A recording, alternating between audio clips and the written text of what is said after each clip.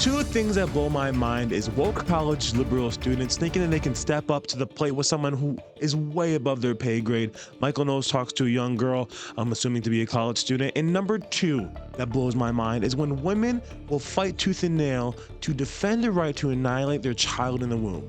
How do we come to these two places in our world? God knows. Before we get into this video, I want to remind you guys to subscribe to Resist the Mainstream to ensure to YouTube that you are enjoying our videos, and then they'll continually show up in your feed and push it out to more people. I'm Titus. Let's get into this video. Would you, just to tie it up, I don't want to spend the whole time talking about the issue that you wanted to talk about. Would you ever get an abortion? I could come up with a circumstance in which I would. I highly doubt that such a circumstance would arise. Why wouldn't you?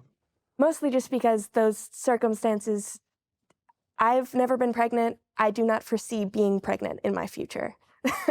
Okay, but why wouldn't you in principle, I guess? In principle, I have no issues with it. Past certain points of development, I do believe you can start ascribing personhood to a fetus. What would the point be then? Because you said, look, there's a point at which I would start to ascribe personhood, and then presumably you wouldn't have the abortion. So what is that point? I'm not a doctor. And, you know, this isn't something that I've considered very much because, again, I don't foresee myself being pregnant. Sure. But you intuit. I mean, you're obviously concerned about the issue of abortion. You showed up to this lecture tonight to ask me this long question about it. So you intuit that there is some point, at least, in gestation where the baby would be a person, and then it would be kind of wrong to abort the baby. So that's me personally. Yeah, so I'm asking about your personal opinion.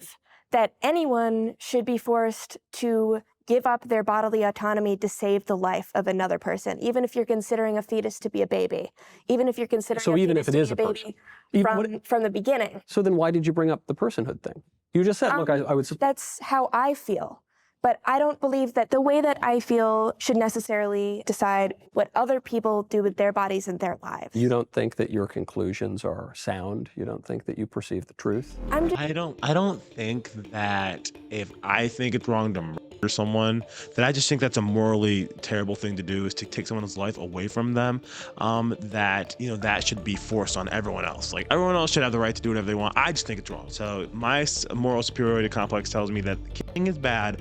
But you know, if you want to do it, have at it. That's the logic you're displaying right now, young lady. My goodness. It's not... You don't think your logic is too good? I think that believing that my perspective is universally correct, I think that that's hubris. I'm a human being. But you came here to tell me that my views are wrong and your views are right. I do believe that people have the right to self-determination very firmly. But you would force me to live in a society that tolerates abortion. I don't think that you're being personally affected by that. It's not affecting your right to self-determination. It's not affecting the way that you live your life. Right. So you're forcing me to base my political judgments on your conception of self-determination. Don't you think that's a little coercive? Isn't that a little bit of hubris that you're showing here? Well, this is odd. Wait. I'm not even I'm not sure you're saying much at all. Could you repeat what you were saying? Try and be more specific. Yes, you previously said that it's a demonstration of pride and hubris for you to take your own personal judgments and impose them and universalize them to everyone else. And then in the very next breath, you said that your views of bodily autonomy and self-determination ought to apply to everyone, and we all ought to abide by them. That's why you came here to tell me that I'm wrong and you're right. That's a contradiction. I also believe in democracy, and the majority of Americans side with me. They believe in the right to bodily... Yes. I'm not so sure. I mean, after Roe v. Wade was overruled, half of the states imposed limitations on abortion or banned it outright. That's democracy for you, isn't it? Are you under the impression that we live in an absolute democracy? No, but we live in a representative democracy. Yeah, we do live in a representative democracy, and those representatives do not necessarily, their actions do not necessarily reflect the opinions of the people that they represent. So you support democracy in principle, just not ours? I support democry. But not our democracy. I support our democracy. Well, we have a representative democracy, and you just said that the representatives... You're putting a whole lot of words in my mouth. I think I'm just repeating what you said, and I'm trying to... You're not. You just said that you support democracy. And I said, okay, well, in our democracy, half the states decided to severely limit or outright ban abortion.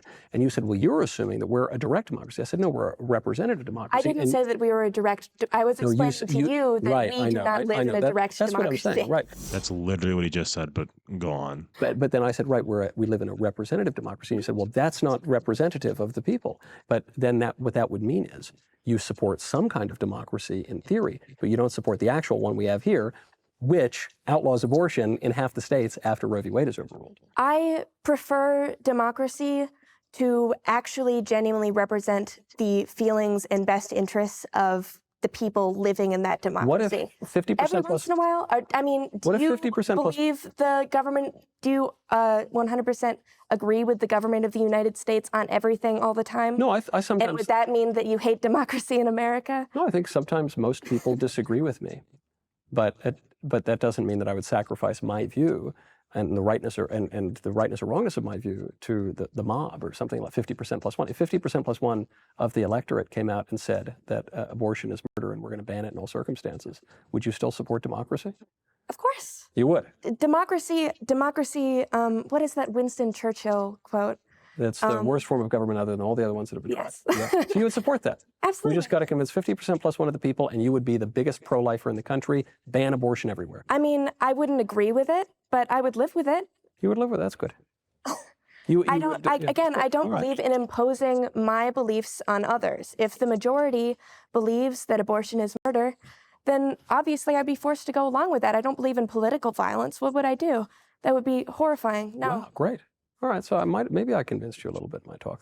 That's crazy to me. Like, I don't believe in imposing my personal beliefs on others. Obviously, in some, you can't impose whether or not you think pepperoni pizza is better than pineapple on pizza. Like, yes, never enforce anyone to believe that that pepperoni is better, even though it is. Never enforce that on somebody else, right? But when it comes to a moral position such as taking someone's life for convenience, then hey, maybe if we have the morally high position, we should try and enforce that. We should try and make sure that's something that gets pushed through, because that's wrong. Like, oh, how do we get here, man? And how do we get women to do this? I don't understand women being the pioneers for wanting to make sure that they can have the right to kill their own child. Like, what? No. That's what it sounds like I did. But saying that I'm not against political violence doesn't mean. You said you would support. I wouldn't try and support the outlawing of abortion if most people wanted it. I don't think they're saying that they would totally comply with the social acceptability of being pro-life. I think they would still try to convince people within the marketplace of ideas what they believe in. Okay, so you wouldn't accept what the majority. I think when they say it, you just try to convince them otherwise. Yes. I think they're trying to say they wouldn't override democracy with political violence. They're not saying that. Oh, well, that's good. No one had suggested that. Yeah, that would have been terrible. Demi, thank you very much. It's great to talk to you. Ferris. Interesting, considering she just said that I would accept it and I'd be in support of it. And then when whoever this other individual was said, I don't think she was, or they, because apparently she might be a they, them. I don't think they meant this. They were just saying that you wouldn't be in support of it. And you wouldn't be the biggest pro-lifer, even though you just admitted to being that if majority of the country wanted it. Anyway, interesting. It just gets interestinger and interestinger. I'll tell you. These people, man, these wokesters. And I mean, trying to step up to Michael Knowles is probably one of the dumbest things you can do if you're not someone of that same caliber on the other side. But, at least she tried, and she didn't do the worst job ever. She had some stuttering moments, but that's okay. If you enjoyed this video, make sure to comment down your thoughts below. I really want to know what you guys are thinking, and I'll see you on the next one. Peace.